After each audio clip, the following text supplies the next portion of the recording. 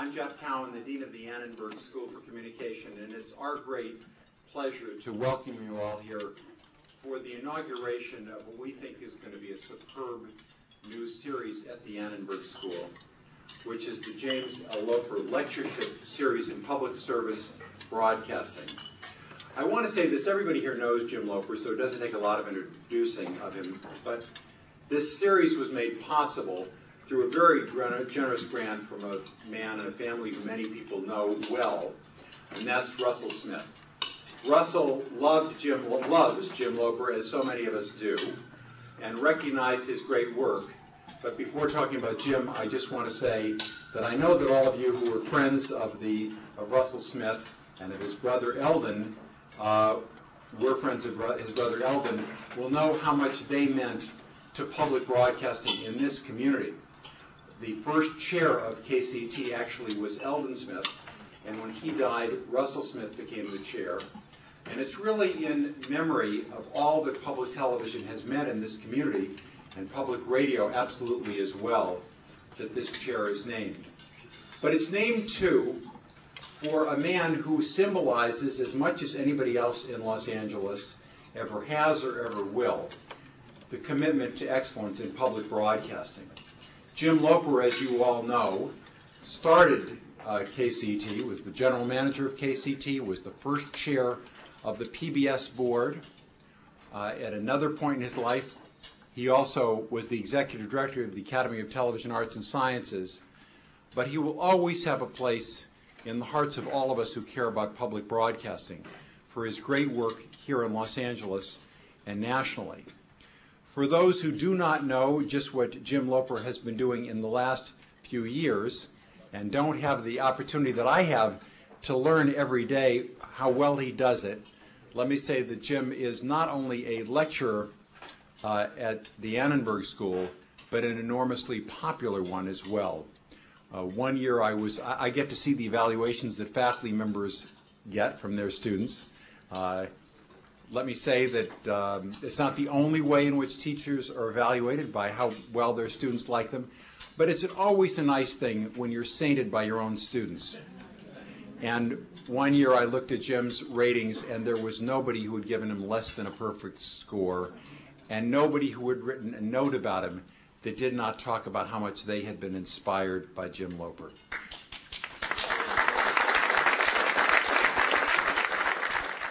Public broadcasting, as we know, involves a lot of things, but I'm going to focus my remarks on public television because it's public television that really brought Jim and me together.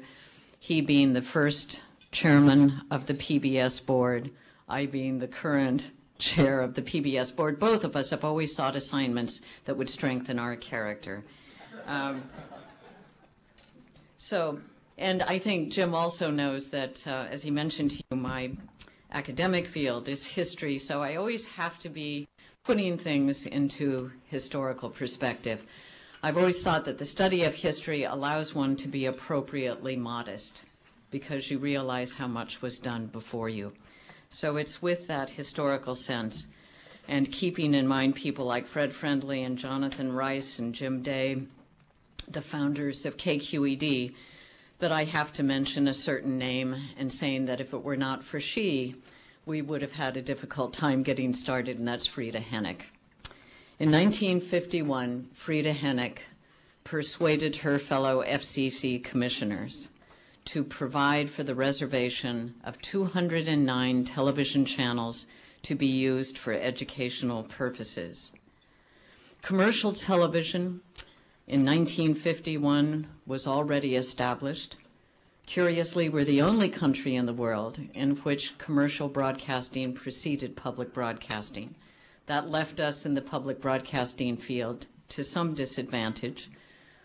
But that was all taken care of when an array of bright, irrepressible people saw the potential advantage of public broadcasting and overcame many difficulties to launch it in communities across America, beginning in Houston, moving on to East Lansing, then to Pittsburgh, Madison, San Francisco, and in 1963, Los Angeles.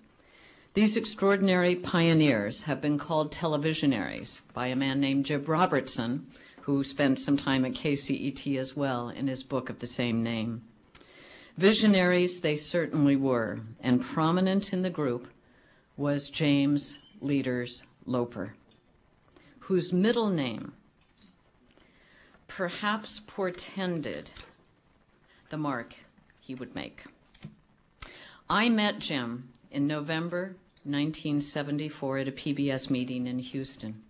My first PBS meeting, because only a week before had I been appointed executive director of the Hawaii Public Broadcasting Authority. Hartford Gunn was president of PBS and Ralph Rogers was chairman of the board. Those were exciting days. There were problems enough to be sure, but there was a winning combination of strategic vision, unbridled energy, and a strong dose of optimism. Jim Loper was one of public television's new stars. Winter Horton, the man with the charming bow tie, who helped to found KCET and later served as a CPB board member, recalls that when the idea of starting an educational station in Los Angeles was raised with Jim, the Loper response was an unhesitating, yes, let's see if we can do it. Wynn noted that Jim's ability with people, his ability to remember everything, and his ability to make things happen were apparent from the start. Ron Bornstein, long affiliated with WHA in Madison, served on the PBS board with Jim, who was its first chairman, and as Ron puts it, Jim knew program quality, how to seek out and work with the right talent, and how not to micromanage the creative process. As chairman of the PBS board, Jim was noted for his stately demeanor and his wry sense of humor. And Larry Grossman, who succeeded Hartford Gunn as the second president of PBS, remembers Jim as one of the really great, very astute programmers in American public broadcasting. A gentleman who, as Larry put it, took a weak UHF station and turned it into a most significant player with great productions such as Hollywood Television Theater and American Playhouse. And that wasn't all. Legendary programs like The Advocates with WGBH, The Belle of Amherst, Cosmos, which was one of the most watched series ever in the history of public broadcasting, and Meeting of the Minds with Steve Allen, who considered the series his proudest achievement, were also part of the Loper legacy. New generations have followed in Jim's footsteps, continuing to produce programming of superior quality, both locally and nationally. Children's programming from Mr. Rogers' Neighborhood, Sesame Street, and Reading Rainbow has been augmented by new programs like Clifford and Arthur and Between the Lions, Maya and Miguel, and It's a Big, Big World. Parents continue to appreciate the safe haven provided their children when watching public television. Teachers also are very strong fans, using not only the television programs but also the web content with curriculum guides, bibliographies, and educational games. Icon series like Nova, Great Performances, American Experience, Nature, The News Hour with Jim Lehrer, which just today was announced as the most credible public affairs program on the air, and Frontline have been continually refreshed and are still recognized as America's truly great programs. But special series coming from Bill Moyers, like Death and Dying, Becoming American, The Chinese Experience, and programs from Ken Burns on the Civil War, jazz, and baseball, along with Twin City Public Television's The Forgetting, A Portrait of Alzheimer's, and POV, an independent lens bringing fresh voices to the air, are programs that bring new relevance to the PBS lineup. PBS continues to win countless Emmys for its programs, and more important, earns the trust and confidence of the American people. Even beyond today's new poll, we've had several polls in the last few years indicating that PBS is the most trusted national institution in our country. More trusted than the Congress, more trusted then the federal government, then the courts, then the newspapers of the nation. In fact, this almost calls to mind the public trust envisioned by the Second Carnegie Commission in 1977. Public broadcasters have moved forward with new technologies in a manner that's shown more alacrity than many of their commercial counterparts. Some of the earliest public broadcasting pioneers took UHF channels and really breathed real life into them, who worked with teachers to provide for off-air recording of program material for classrooms across America, who developed the first program captioning for the hearing impaired. Public television stations were the first to be interconnected by satellite. In the old days when I headed the Hawaii station, we got the bicycle of tapes, very thankfully, from KCET. Our people were watching Washington Week in Review a week late, but we still had very strong audiences. Our people have really used the internet as an important and distinctive educational platform, developing the most widely used .org site in the world, pbs.org. And they have moved faster than their commercial peers with the federally mandated, but not very much federally funded digital transition, which has cost public broadcasting almost $2 billion. And it is public broadcasters who have really developed the first HD TV channel. Public broadcasters see the enormous potential in digital technology. We're not turning our backs on it. We're really embracing it. And we're currently participating in a project called the Digital Future Initiative, which is funded by the MacArthur Foundation and which is being chaired by Jim Barksdale, the former chairman of Netscape, and by Reed Hunt, former FCC chair. If today's public broadcasters can successfully adapt to the realities of an ever more fragmented market and to audience expectations of programming on demand and on whatever platform or device it desires, and, equally important, if adequate resources can be acquired, the Digital Initiative's Future Panel believes that the potential for enhanced public service in areas such as education, civic engagement, and emergency preparedness is absolutely vast. Great programming and great technological advances, yes, but here are some difficult challenges which have to be faced, and everything in this wonderful world is interconnected. This may not arouse a lot of interest, but it is at the heart of issues that must be resolved for us to move forward unfettered and with a brave new spirit. And I'd like us to focus for a moment on the problems of structure and governance. We have 169 public television stations, actually public television licensees, operating 348 stations across the United States, American Samoa, Guam, and Puerto Rico. Each of these stations is licensed to one of four different entities: a community group like KCET, KQED, a university like WHA in Madison, a school board like the Las Vegas station, or to a state like Maine Public Broadcasting and in earlier days Hawaii Public Broadcasting, which is now a community station. Each of these stations has its own board of directors, management, strategic plan, broadcast schedule, culture, and rate card for production and local underwriting. Each has developed distinctive partnerships within its community and has its own record of public service, along with its own history of successes and failures. America is known for its individualism, and public broadcasting is individualism writ large. Nevertheless, in the wake of the Public Broadcasting Act of 1967, public television stations banded together to create PBS, the Public Broadcasting Service, so that they could accomplish together what they were not able to accomplish alone. PBS was created, as you know, to provide for the interconnection of the stations, for the distribution of programs, and to provide some other services to enhance the ability of the membership to serve their own communities. PBS prepares a national schedule through acquisition and the commissioning of new programs, largely from a small number of member stations, but also from some independent producers. And of course, PBS is not the only supplier at a national level of programs to public television stations.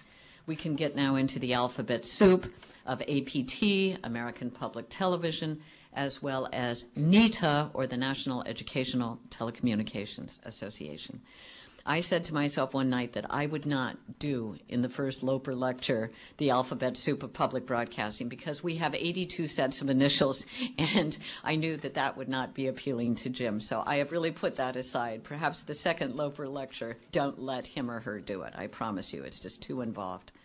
There's also a separate entity, which beginning in 1980 took on the lobbying and representational activities of public television, and that's a group known as APTS, or America's Public Television Stations. The question continues to come up: is PBS a media organization, or is it a membership organization? Membership or media? Is its primary focus on objectives of its own, or on the objectives of its membership?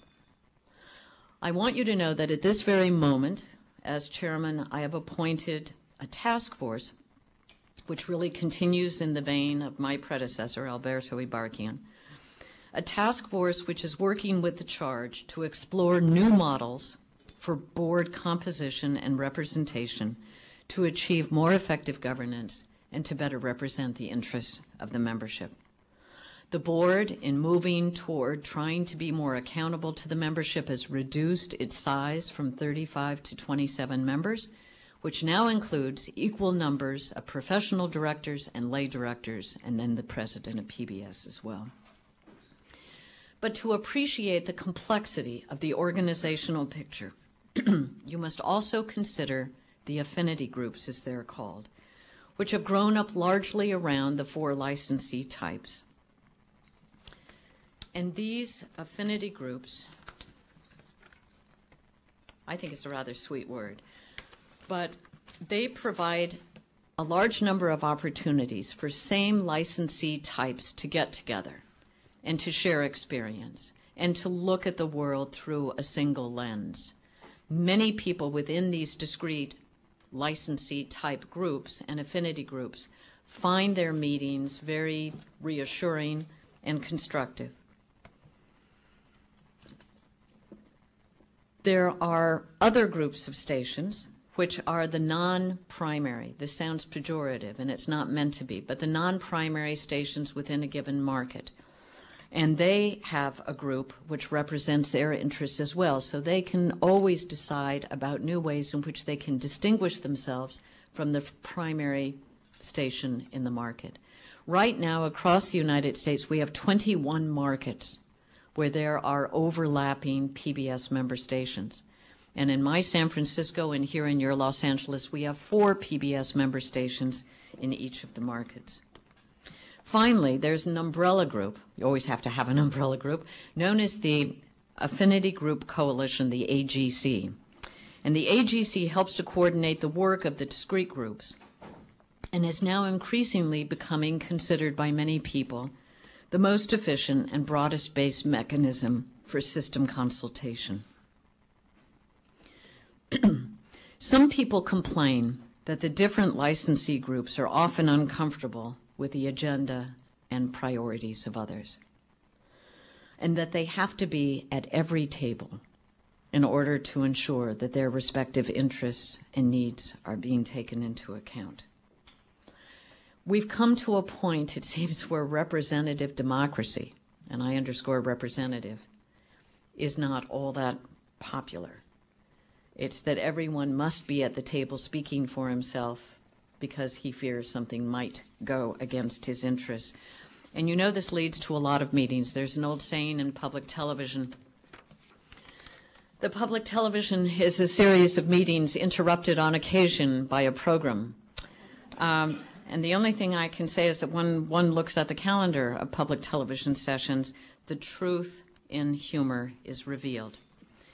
Proud of living in a democracy, we could say that there's nothing better than a multiplicity of voices and interest groups. But at some point, there has to be a focus on that which is of shared interest and that which will benefit the American people as a whole. There has to be a clear sense of who speaks for whom and how we can go about our business in a professional, economical, smart, and responsible fashion. The multiplicity of organizations and voices blurs the image of public broadcasting for audiences and for funders, whether they be individuals, foundations, corporations, state governments, or the U.S. Congress. The Corporation for Public Broadcasting, I noted that Wynn has been on their board, Geoff Cowan has been on their board, was created by Congress to serve as grand auditor and as a political heat shield. A recent headline on its new chairman by no less an authority than your very own Los Angeles Times, the headline being, "Public Broadcasting Meets the New Boss," displayed and promoted considerable confusion. Neither the chairman of CPB nor CPB itself holds any broadcast license, operates any station, produces or distributes any programming. Public broadcasting boss? What about the leadership of the Public Broadcasting Service or National Public Radio? Some people would argue that there is no public broadcasting boss or chief. Or to put it another way, that there may be as many public broadcasting chiefs as there are organizations and stations dedicated to public broadcasting. Going forward, we need to exploit the great value of our local national arrangements while organizing the public television community in a more effective fashion that redounds to the greatest possible benefit of the communities it serves across this great nation. And now another very substantial problem. From its tender start, American public broadcasting has never enjoyed sturdy, predictable, steady, sufficient funding.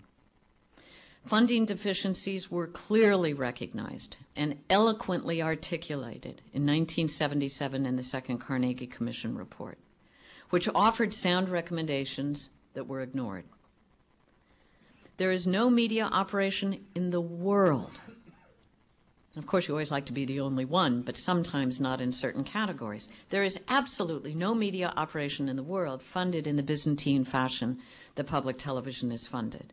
Funds are acquired from Congress, representing about 14% of the total public broadcasting support, or about $1.30 per citizen. Funds also come from state and local governments, universities, foundations, corporate underwriters, auction and sweepstakes proceeds, and individual contributions, including those from members and from major donors. Imagine, just imagine, what our public service broadcasters could do if federal funding amounted to $85 per capita, as it does in Germany, compared to our $1.30 per capita, or $83 per capita in the UK, $49 per capita in Japan, or even, if we want to get to our close neighbor Canada, or far away down under Australia, $28 per capita. Regrettably, every few years, someone in Washington wakes up and is upset with one program or another, or federal finances are in poor shape, and then we begin a march to defund public broadcasting. At this very moment, with the growing national debt and the needs of the Gulf Coast, to say nothing of the war in Iraq, there are members of Congress who feel that all future appropriations for public broadcasting should end and that those funds should be used for hurricane relief and reconstruction, even as public broadcasters are being hailed for providing the most dependable community security networks in the affected areas. The only stations that continue to operate day and night providing information to the community about resources, about what to do, and the rest of it, and keeping communities intact throughout Alabama, Mississippi, and Louisiana. In fact, the federal investment in public broadcasting has really brought about a rather attractive return. Federal funds administered by CPB have been more than matched sixfold by contributions from local sources, governmental, corporate, and philanthropic. This may be just the time when the quote-unquote federal interest in public broadcasting should be seen as a uniquely wise investment. A good case might even be made for a larger appropriation to permit public broadcasting to do more things. And as a matter of fact, more than 50% of the American people have recently, in a poll, said they do feel that public broadcasting must have more funds to reach out and do the things that need to be done in this country, to take advantage of the magnificent local community engagement that they're involved in, and to sew America together.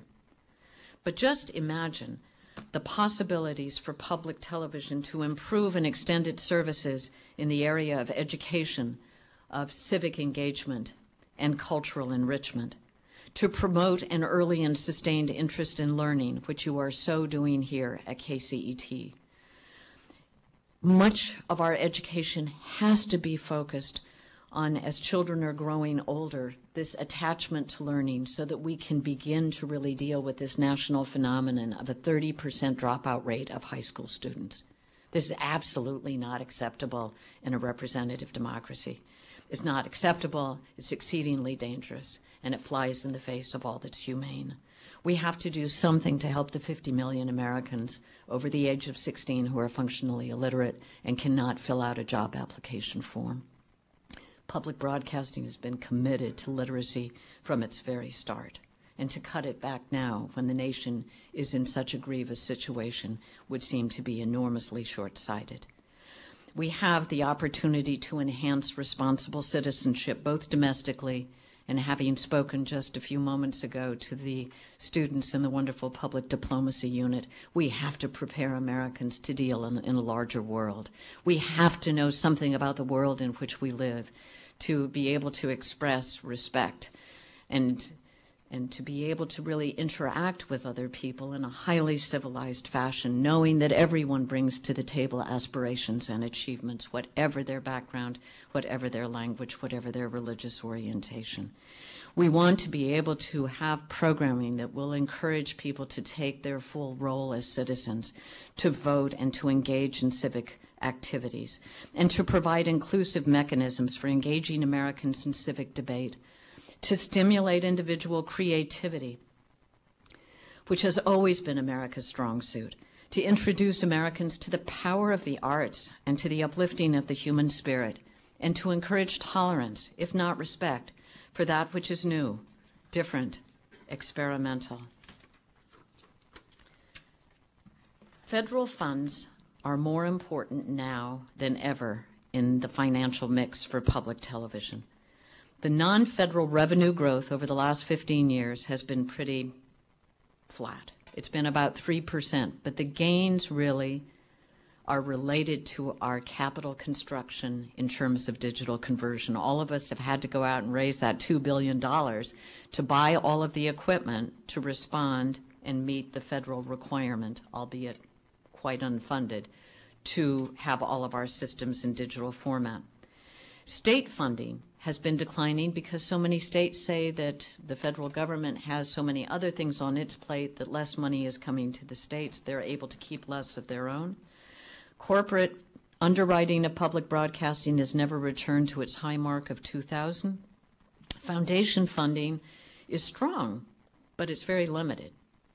And individual giving by members is not growing, and in some communities is decreasing, although there have been some positive signs in terms of increase with regard to major donor gifts.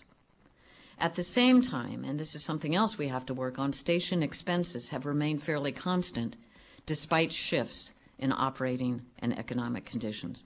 And hopefully, as soon as we don't have to operate and power up two transmitters, you know, we at KQED are paying several $1 million to PG&E, a company we all love, but because we have to power up both a digital transmitter and an analog transmitter, you really have double costs. And hopefully, once we get through this complete conversion to digital, things will become a little more affordable.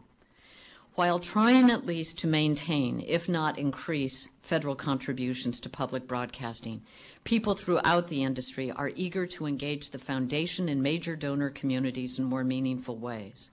To that end, the PBS Board of Directors recently established the PBS Foundation, which provides a mechanism for seeking, cultivating, and receiving extraordinary gifts at the national level. The foundation will work collaboratively with member stations across the country to advance the agenda of public television, especially with regard to programming, just as Jim said. Everything else, the organizations, the distribution points, and the rest of it, that's one thing. But the really important thing are the ideas, the content, the values that are conveyed on whatever platform or device people choose. You know, there has been obviously some truth in the common complaint that public television programming has become a bit stale, that we need the infusion of new and interesting forms, that it's still a medium which is largely serving babies and oldsters. Personally, I have nothing against babies or oldsters. Lack of resources, resource deprivation, has really kept American public television, in my view, in a kind of permanent adolescence. We've never been able to grow up. We had a vibrant childhood. We were precocious, high performers, and then all of a sudden we're sort of stuck in interesting but permanent adolescence. We've never really been able to stand as tall as we could on the shoulders of those who went before us because of resource deprivation. You know, sometimes people say that poverty's great, it makes people really strong, builds character and the rest of it. But poverty over a long period of time takes its toll, and it's certainly taken its toll with regard to public television. Our first concern is to find funds to make it possible to reach out to larger, more diverse audiences, to younger audiences with content that is vital, fresh, and daring, that carries new voices, new ideas, and embraces new sensibilities. We need now to fund a wide array of producers whose content will make its way as easily on a 60-inch plasma screen as on the internet and palm-sized nanocasters. The head of a major foundation with whom I spoke earlier this week, and you know, this is private, right? It's Ford. I spoke to Susan Beresford, and the Ford Foundation is doing wonderful things now for us, as it always has. Susan was saying to me that every week the foundation receives so many exciting program proposals that there's no way that her foundation or all the foundations taken together practically could fund. We do not have a shortage of great ideas or wonderful stories that need to be told in this country and shared with colleagues abroad. We just don't have the funds to take them from conception into execution. Of course, it would be good to have in this whole PBS Foundation enterprise some immediate great success stories that would accelerate the momentum of giving, or what I would prefer to call investing. And we have some. In just a few months of operation, the PBS Foundation has received some very important grants, beginning with the MacArthur Foundation Award to support the work of the Digital Future Initiative. The Ford Foundation has given us a 5-year grant to work on projects in the new digital technology community and to help support the beginning years of the PBS Foundation. And the Knight Foundation has given us a matching grant for the launch of a very ambitious new effort, whose working title is Public Square, but which will be a digital channel devoted to public affairs and civic participation, something that we greatly need and that will be very exciting. In addition to foundations, we obviously want to reach out to major donors across America, individuals who value education, culture, and citizenship, and who recognize how important it is in a democracy to have a strong, fearless, and fiercely independent public broadcasting system. Individual donors who have the freedom and ability to commit to large projects might be encouraged to support, either with endowment or spend-down production funds, new programs in areas that are of broad general interest, as well as programs that may be of special interest to them. The possibilities are legion: children and youth, the arts, science, medicine, public affairs, comedy, religion, and history. Programs and series developed with those funds would become the donor's legacy to the nation. It may be, too, that we could find some donors who would themselves underwrite some existing programs of great value, freeing station funds for the development of new content. Masterpiece theater, I've always thought, could well be underwritten by an individual or family committed to the Anglo-American relationship, both with regard to its provenance and its contemporary importance. It's now been 38 years and 3 days since the signing of the Public Broadcasting Act, and much has been accomplished since then. We have in American public television a great and trusted institution, an institution whose job description and good works have led to its being called a public trust and the people's business.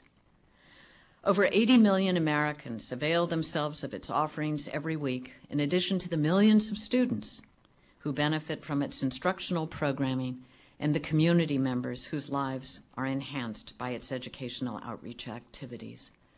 Our responsibility now, on our watch, is to improve on those accomplishments. We must rationalize our governance, which will require some opening of minds and an infusion of trust in the relationships among colleagues and our multiplicity of public broadcasting organizations. And we must find significantly increased support for programming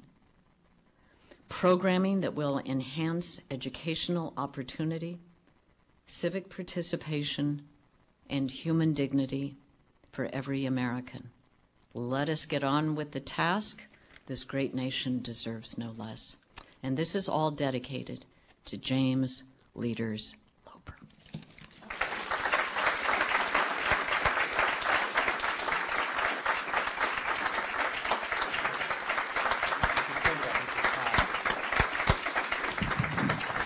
Mary, thank you for that magnificent history analysis and call to arms.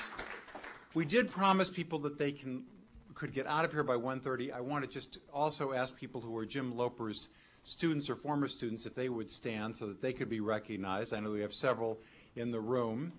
Well, we have one in the room, a couple in the room. Thank you for that. And we are all students of Jim Loper's. We're all students of Mary Bitterman's. And what I'm hoping is that, Mary, you and Jim can stay for a bit afterward to talk to people here.